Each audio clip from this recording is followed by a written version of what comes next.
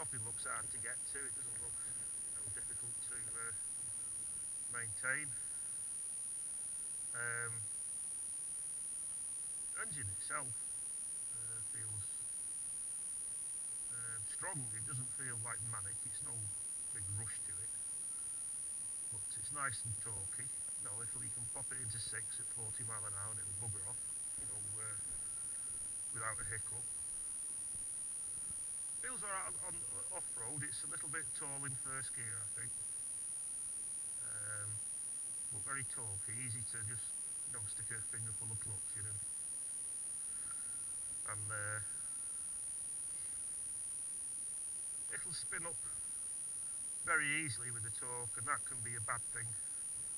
Anyone who's ridden this track further down in the winter will know that the last thing you bloody want is instant hit, because it's slippy as fuck. Doesn't look anything now, but you can spin the rear wheel by increasing the bloody 200 revs, and it'll spin. Proper slippy. And on them tyres, I don't think it'll go over. That's why when fella said come up here, I thought, oh shit. He said, no, we're up there the other day, we're alright. And it was. Like I say, the grassy bit down there where Land Rovers go. Yeah, it's be no good with them tyres on.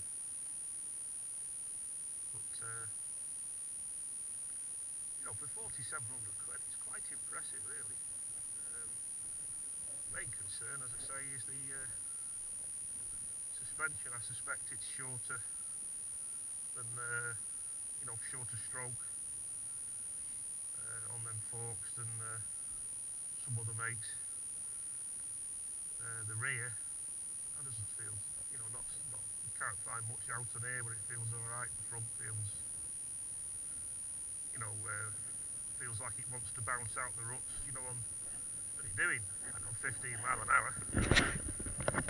You come over one of them rocks like that, which is nothing, and you can feel it, wanting to sort of. It doesn't come down. It kind of skips off a little bit.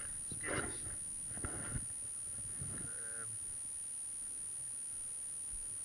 So there you go. There's the SWM. Is it worth going over test ride? Yeah, I think it is. Yeah, you could probably make a decent mid-range little adventure bike out of that. A little bit of imagination and 200 or 300 quid. The engine and the brakes seem absolutely smashing. Say where the suspension's up to,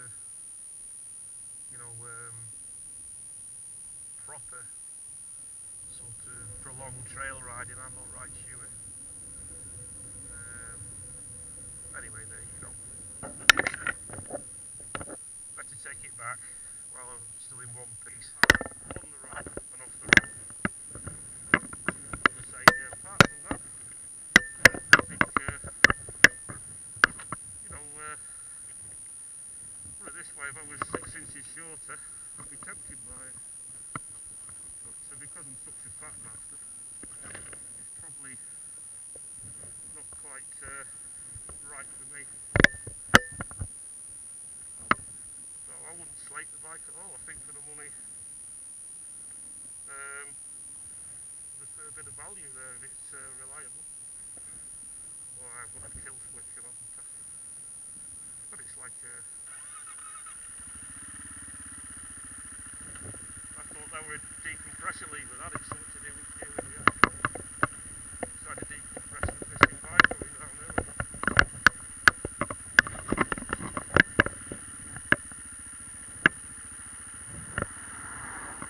It's set off in second here and it's no trouble.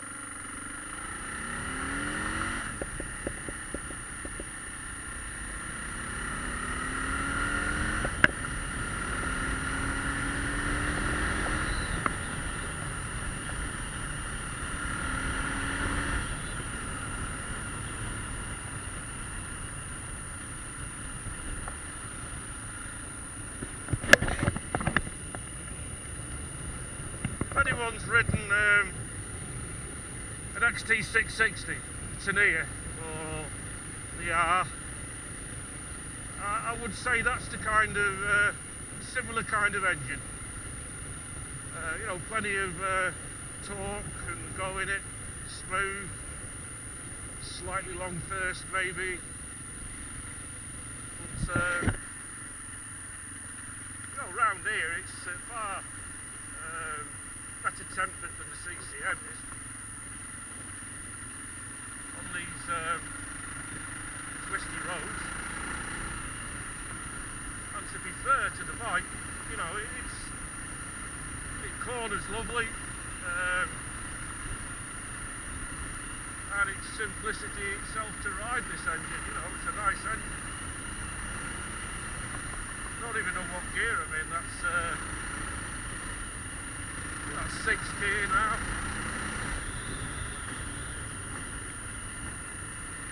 Fourth is a bit more like it, third.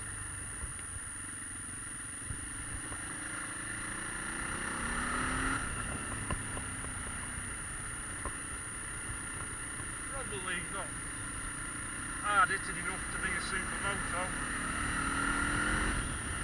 but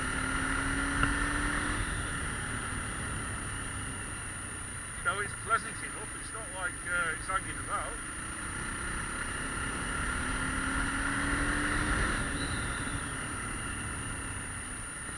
Just delivers things. Just delivers things.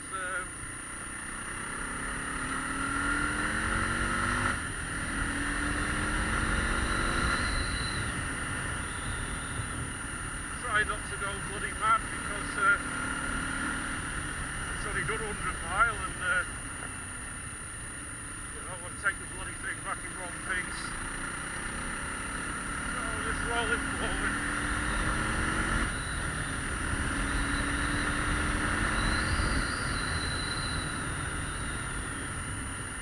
I'd imagine this will cruise fairly easily at 75 mile an hour, something like that.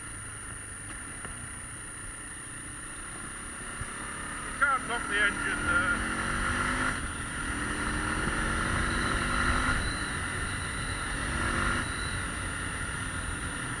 well, the blade suspension is too hard, it's too fucking hard. It's supposed to be a trail bike, not a bloody supermoto.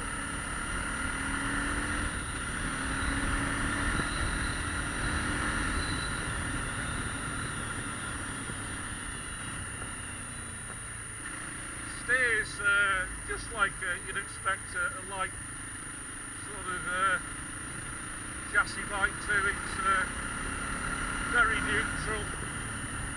I bet with the supermoto wheels on, I bet it fucking corners like fuck.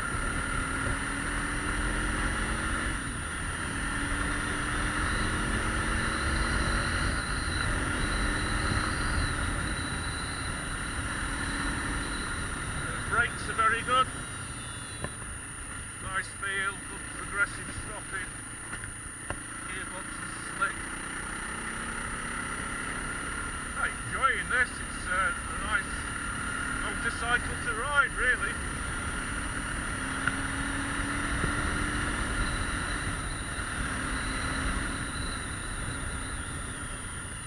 You know, for someone to take one of these on and maybe piss about with the suspension, or maybe even, you know, put a different rear shock on if needed. Still not talking the end of the world, are you?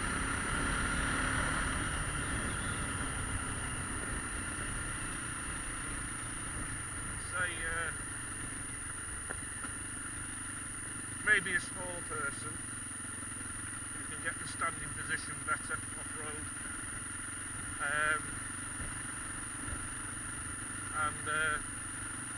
I know I keep saying it, but even on here, you know, you can feel,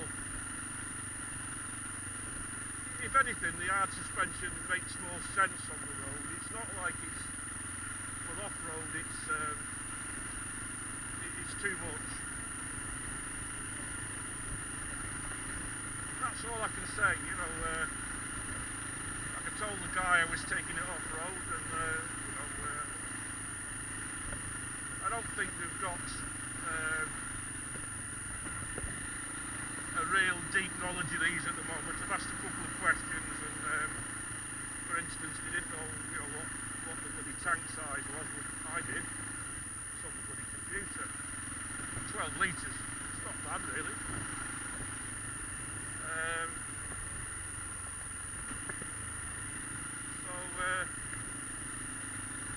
Yeah, the subframe, stuff like that. I don't think they're into the minutiae of this.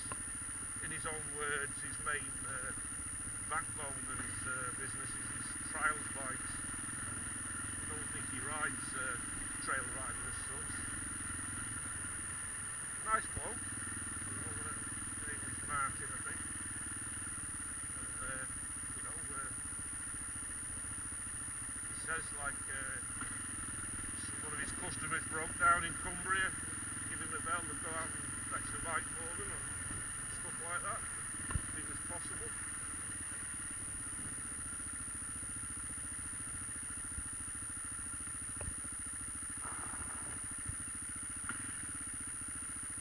So, yeah, I mean, I shan't be demonstrating it without a house brick and a plank, but anyone's into a little bit of wheeling, I think this will clutch up fairly easily.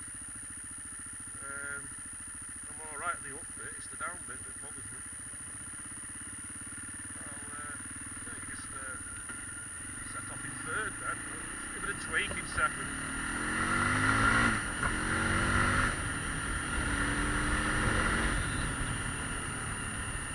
It pulls alright, no wrong with it.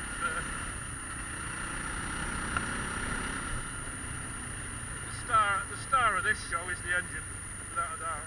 It's very nicely fueled and very nicely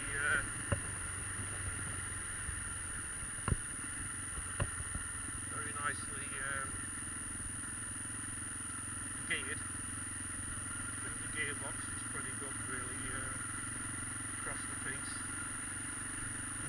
Quite flexible, quite torquey.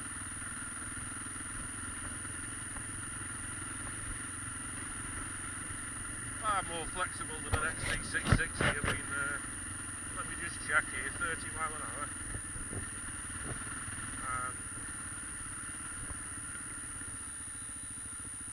See, the brakes are good.